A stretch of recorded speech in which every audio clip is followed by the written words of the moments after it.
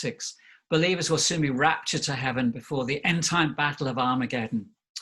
This is a very popular concept among evangelicals particularly. But the reality is there'll be no secret rapture. The New Testament is emphatic that the return of Jesus will be audible, visible, and unmistakable. We see this in Matthew 24. All peoples on earth will see the coming of the Son of Man. With a loud trumpet call, God will gather his elect from the four winds. No secret rapture. The rapture is about the return of Jesus. It will be at the end of time, and all peoples on earth will see it. And Paul in Thessalonians says exactly the same thing. There will be a loud command, the voice of the archangel, and trumpet call of God, and the dead in Christ will rise first. After that, we who are still alive will be caught, who are left will be caught up together to be with them in the clouds to meet the Lord in the air. And we will be with the Lord forever. So no secret rapture. As it was in the days of Noah, so it will be at the coming of the Son of Man. For in the days before the flood, people were eating and drinking, marrying and giving in marriage, up to the day Noah entered the ark, and they knew nothing about what would happen until the flood came and took them all away. Who was taken?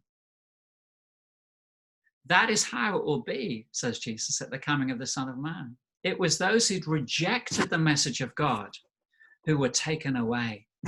And that's what it will be like at the coming of the Son of Man. Jesus in Matthew 13 says exactly the same thing. Let both grow together until the harvest. At that time, I will tell the harvesters, first collect the weeds and tie them in bundles to be burnt, then gather the wheat and bring it into my barn. The New Testament emphasis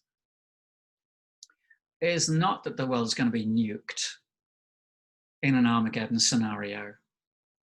Right at the end of the Bible, in Revelation 22, we have this future portrayed. The angel showed me the river of water of life, clear as a crystal, flowing from the throne of God and of the Lamb down to the middle of the great street in the city.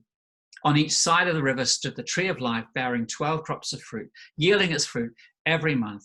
And the leaves of the tree are for the healing of the nations. You see that? The leaves of the tree are for the healing of the nations. The nations haven't been nuked. The nations are there, and they are being healed, reconciled, united in Christ. That is our calling as followers, to be ministers of reconciliation,